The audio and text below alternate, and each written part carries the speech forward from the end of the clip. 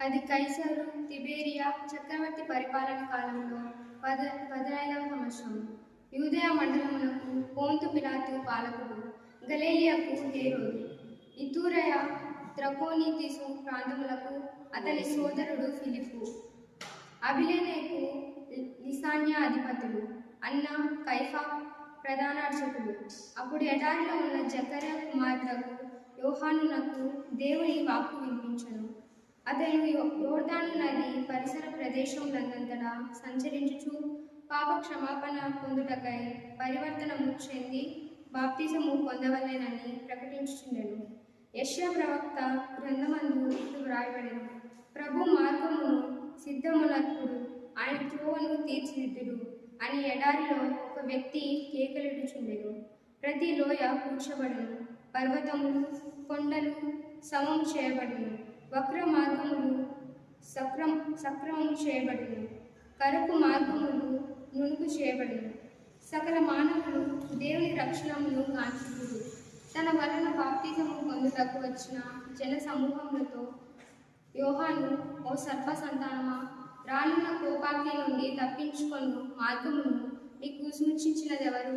మీరు ఇక హృదయ పరివర్తనమునకు తగిన పనులు చేయుడు. అబ్రహాము మా తండ్రి అని మీరు తలపవలదు. దేవుడు ఈ రాళ్ళ నుండి అబ్రహామునకు సంతానము కలుగజేయగలగడని మీతో చెప్పుచున్నాను.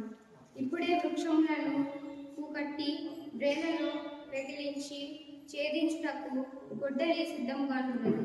మంచి పండ్లను ఈయని ప్రతి అందులకు జనులు మేము ఏమి చేయవలేము అని యోహాను అడగగా, 2 అంగీలున్న వ్యక్తి ఏమీ లేని వానికి ఒక దానిని ఇయ్యవలేము, భోజన పదార్థములు ఉన్నవాడు కూడా అట్లే చేయవలేము అని యోహాను సమాధానం ఇచ్చాడు.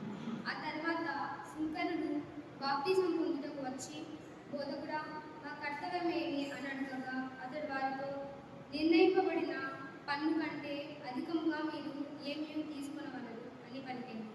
రక్షక భటులు కొందరు వచ్చి, మేము ఏం చేయవలను అని ప్రశ్నింపగా, బలత్కారముగా కానీ అన్యాయరూపణ వలన కానీ ఎవరిని కొల్లగొట్టవలదు, మీ వేతనములతో మీరు సంతృప్తి పడుడు అని యోహాను వారికి సమాధానం ఇచ్చాడు. ఇది చూసిన ప్రజలు ఈ యోహానే క్రీస్తేమో అని తమలో తాము ఆలోచించుకొనుచుండగా, యోహాను వారితో ఇట్లనెను: నేను నీటితో మీకు బాప్తిజం ఇచ్చుచున్నాను, కానీ నాకంటే అధికుడు ఒకడు రానున్నాడు.